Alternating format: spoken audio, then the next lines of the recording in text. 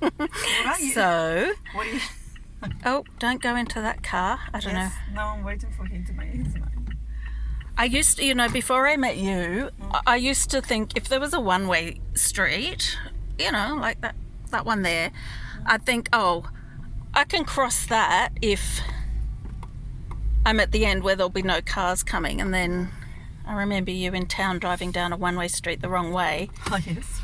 And I was like, oh my God, we're going the wrong way. And you're like, yeah, I know, but I think there's a park down here. We were probably like 18, 19 at the time. Yeah. I think I was still doing the same. All these years later, look at me. It's not that I'm showing my white knuckles as I grab onto the car seat or anything. Yes, I am. Oops. Yeah, so we met at uni, didn't we? And I've just got you to do the test. I thought you'd be an ESFP or an ENFP, the MBTI test. And which were you? Yes. ESFP. Yes. And do you remember when we first met? The very first time? Yes, I do. Where was it? At university, I was walking down from upper campus to lower campus, and I met you somewhere along the stairs. Yeah, well, I remember it. We were in the chemistry building. It was week or first week of uni. I was quite shy, and you were running around. It's down the next block. You were running around, like I would say, like a chook with its head cut off, possibly talking to yourself, looking for where we were supposed to be. You seemed stressed, but maybe you were enjoying that state. I was shy and just like, oh fuck, I'm at uni. I've got to like work out where to go and make some friends and all that horrible stuff. And yeah, I think I said to you, oh, what are you looking for? And you kind of spoke half in Spanish.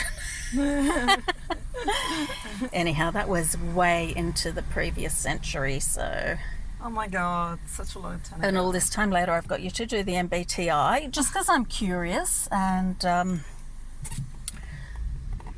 yeah, you've always had quite a lot of energy for socialising, and I think you're the person who made me go to nightclubs just where that car is pulled into the driveway. Yeah. But just pull in anywhere. We'll finish this conversation, then I'll go home and nap for 5 hours to recover from catching up. Yeah, there's a park right in front. Yeah. And yeah, as I recall, the last time I went to a nightclub, I was 28, and it was you and me. We went to the place in North Sydney, which I hate to say, I think might have been called Sheila's. Yes, I was thinking it was. How Australian and cringy is that? Sheila's. That's so funny. And yeah, house music, whatever.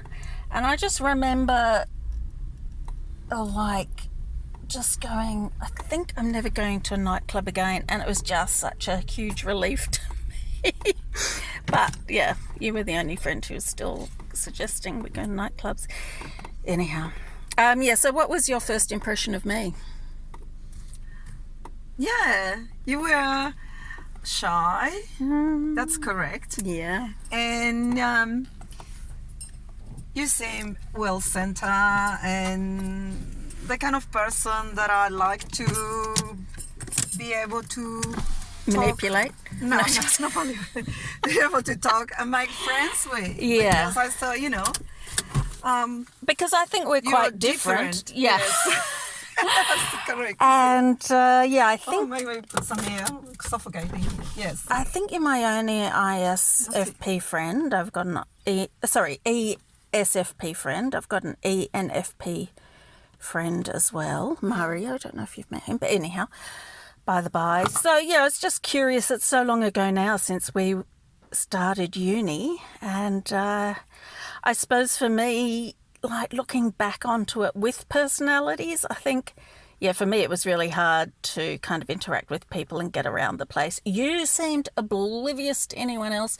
For you seemed comfortable just running around in your own world, not self-conscious, whereas I was a very self-conscious young adult. And all, yeah, so yeah, just looking back on me at first year uni,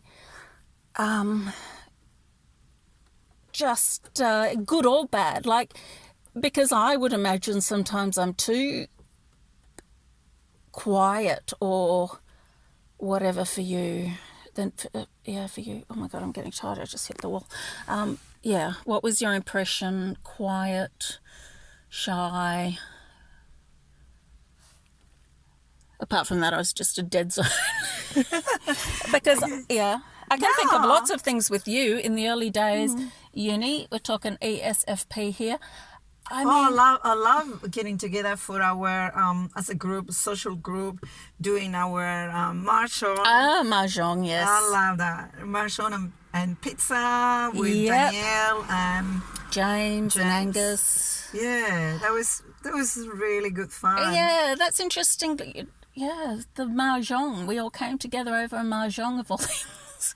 It was really good. I mean, my impressions of you. One, like, you were always late. But not just late. I'm talking, like, late. And, when did you have your birthday party in Newtown? Just a few years ago.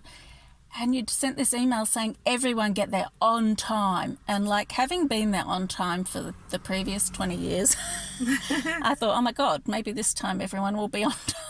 And I got there. And because I had to go somewhere afterwards, I was with my boyfriend at the time. And I said, we're going to have to order. And basically I'd finished my entree and my main meal. In Australia, entree is before the main meal, unlike the States where entree is the main meal. Yeah, and then you arrived like, I don't know. When was that? Like an hour and 20 minutes How late. many years ago was it? I don't know. We weren't going to mention age because we'll lose any listeners if we say how old we are. But yeah, chronically late, but quite bubbly. Like for me, who sometimes struggled to come up with conversation or something, like you don't seem to struggle with that so much.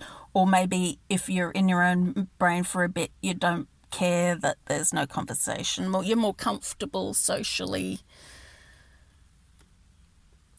Yeah, I can talk about anything basically. Anything, any topic. Yep. It's more like I guess like if sometimes I go into the world of the fairies. If you can put it that way. And your imagination, and is that in about real stuff, like you're thinking about what you've got to do that afternoon, or are you thinking about No, I don't think about what I'm going to be doing, but I'm thinking more about that explains the tardiness. It comes like an idea or some concept, and then I start talking about it. Okay. Yeah. Oh yeah. Well, about the time scene, the time. Yeah, my time is different. Everybody else's normal time. No, I'd never noticed. It is definitely your time. You're in your own time zone. Like we say, pagans have a different time. They live in a different time zone to other people, normal people. Okay, in this case, you're the pagan and we're the norms. Yeah. You're into the Wiccan, the White Witch stuff, which I kind of really relate to in the kind of fire and nature worship side of things. Oh, yeah. Generally, I can't follow any sort of INFJ here. Follow things, like it's not like unless it's... Yeah, makes more sense. But certainly as a, in quotes, spiritual or kind of emotional thing to do, yeah, I quite like. That's way better than general religions, It makes more sense. I realized that I was into Wicca, witchcraft, or whatever name you want to call it, when I guess it was in my mid-30s or early 30s. Yeah, when I read something about the religion of nature, or the path of the nature people, the wise one, and then that caught my eye, and then I thought, oh, this is what I love, what I'm into, and that's how it all started. I started exploring that way. And you've stayed with it, haven't you? Oh yeah. That's my path. And have you got a tribe of Wiccans? Like, you relate to the other people who are into Wicca? Yeah. So once you know, it's kind of like you meet one person, another, and so on. It's kind of like synchronicity, and now like with social media, you can belong to so many groups and bump into people. Like we organize events. Actually, I got a good friend and I that we run this group called Meetup.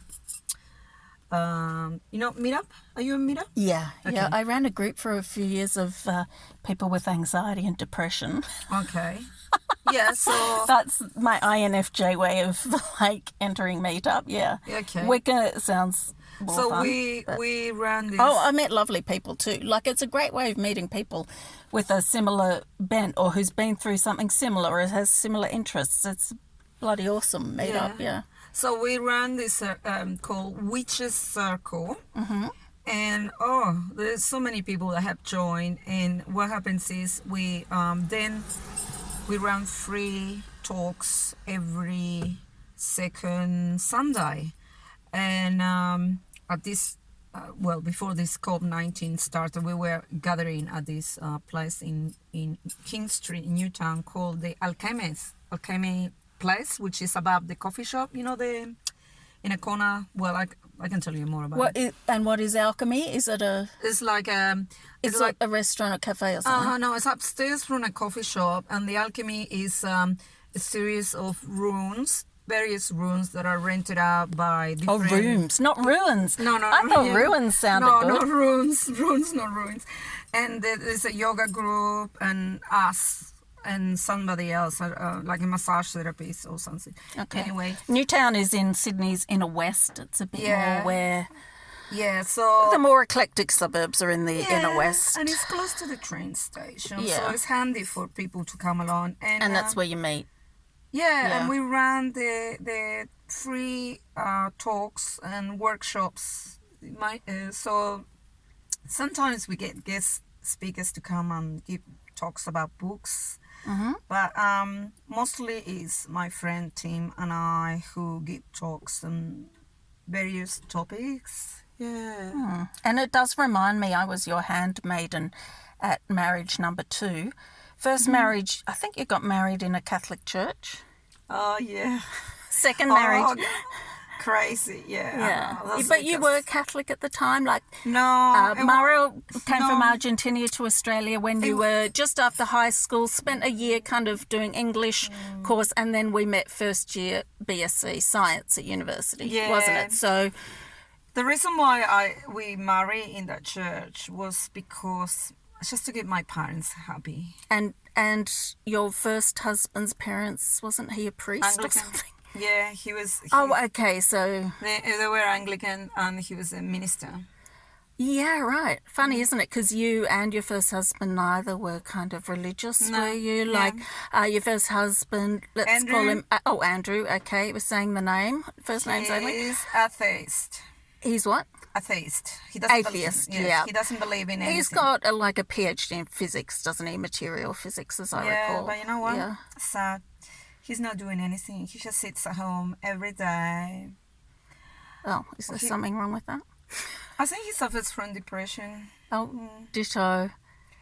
And I should talk to him because, he's very intelligent. And, he is, and he's bright in something, but I don't know why he hasn't published it yet. Because seriously, is it physics, about physics? Or... Yeah, and he's now put a lot of passion into his campaigns about the fossil fuel. Oh, great! Oh, yeah, totally. He's got all these petitions online, and also recently 2 weeks ago, Emily and Lauren. So you have 3 girls. The first 2 you had with Andrew, and the final one you've had with Bruce, your second husband. Yeah. So Emily and Lauren, my oldest 2 daughters. Yeah. And I do believe I'm Emily's god thingy. Yes, yeah. Oh my God, I'm the worst godparent ever. Godmother. I've got another godchild, not sure who she is, but my No, I don't know. It's a school friend who's, I think it was her first or second daughter, first probably. Look, I've been exhausted for 30 years and I've really put in all the mental effort with the adults and children. Like the thought of having to be there for a child has pretty well fall over into a coma, the very thought of it. So sorry, godchildren. Fortunately, parents are all atheists, so it's not too bad. But... So... Oh, okay. But we can't really show Andrew's face. Okay, Andrew, that's in case I ever load this up onto YouTube. I'll have to do a YouTube course first, so maybe in 5-10 years I'll get it done. But I wanted to show you the talk that I don't know where it is. So if you go to his page, you will see he's constantly writing things about about the government, sign up this petition. And he's probably an INFJ or an INTP. I can't. So this is the question and answer video that you didn't get to see on I Visit last night. And that one talking there is my daughter, Emily. Oh, my goodness. Emily, the middle child. Yeah. That's my goddaughter. Yeah. Isn't she amazing? It's probably my influence. The United Nations published the Production Gap Report. She's on the interweb. She's on YouTube. Produce so much fossil fuel that by 2030, the resulting CO2 emissions from burning it would be more than twice the levels consistent with limiting global warming to 1.5 degrees Celsius. Sorry. If these government plans are not cancelled, then okay. in 10 years, let's more than 3 degrees warming. We'll get her to do the test too. Look, today, this is very impromptu, this chat. I haven't seen Mara for a few years. That's Mara I'm talking to. And I'm Kaz B. That's my YouTube moniker, so serial killers don't hunt me down and knife me in the night.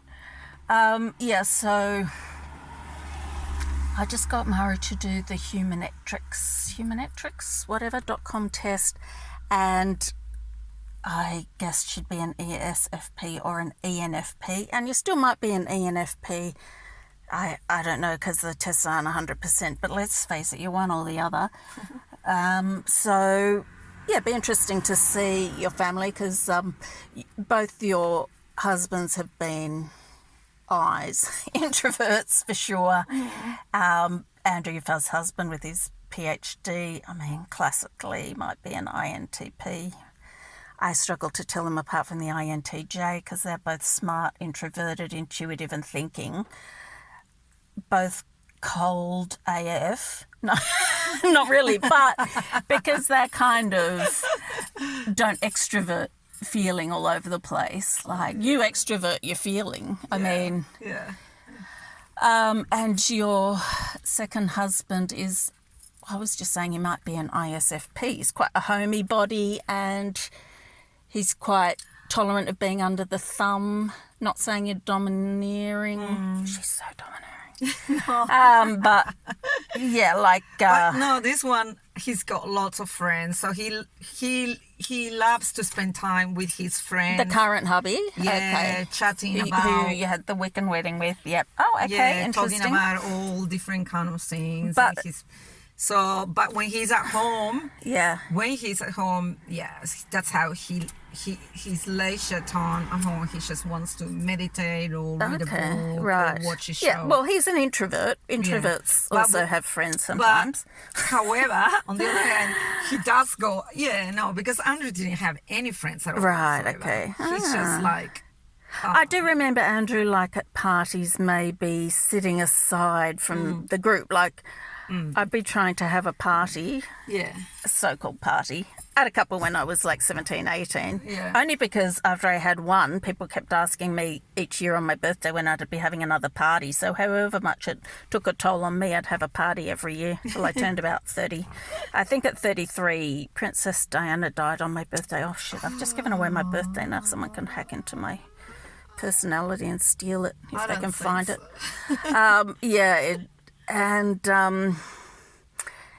So I think after that, not because of that, it's a bit of a highlight of that party, really.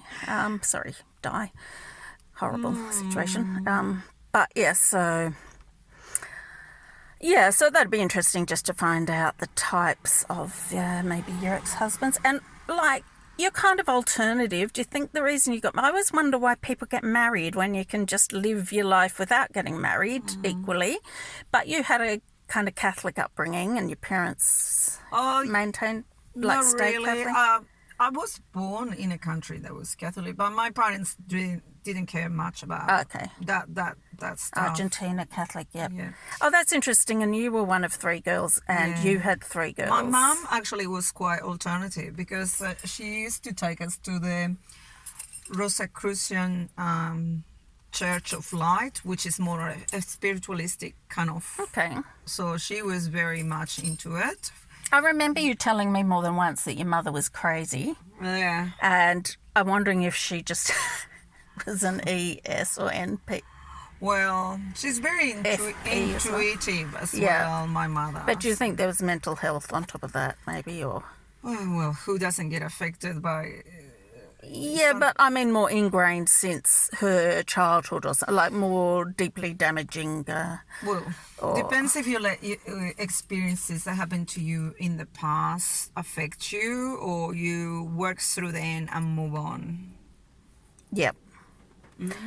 But maybe if you have traumatic experiences earlier in life, you're not even given the techniques by which to move on. Like if she was kind of had a tough childhood or something, it can be hard. I got to say, my mum did have her.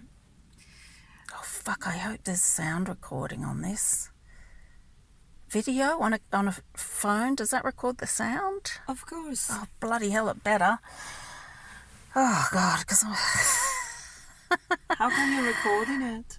Well, I thought I'd put it on YouTube, start my YouTube channel, because I've just slept for the first time in many years over the last week, and so I'm kind of semi-awake, so I thought I'd start a YouTube channel. And I don't want to have to research anything, despite that being my previous career, being a researcher. So I thought if I just waffle on about some MBTI, which I'm quite new to, but I'm just finding it fascinating, and I haven't...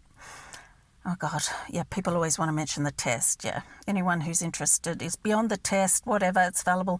But, yeah, just the fact that there might be these cognitive preferences people have, and that might actually have some correlation with certain personality traits. No senses, it's not putting you in a box. Oh, FFS. Anyhow, so, like, yeah, I just... have kept diving in my last 2 years of complete paralysis. It's one thing when my brain's kicked in a bit, I've had a look at, and still waiting to find a hole in the whole cognitive side of it. That's all. But maybe we should leave it here because that's just over 20 minutes, possibly with no sound. But thank you so much for chatting with me and reminiscing. We'll do it again sometime. Yes, of course. See ya. Can you say goodbye in Wiccan, or is that just... Blessed be. Blessed be. Okay, I thought I switched it off. I didn't. Oh.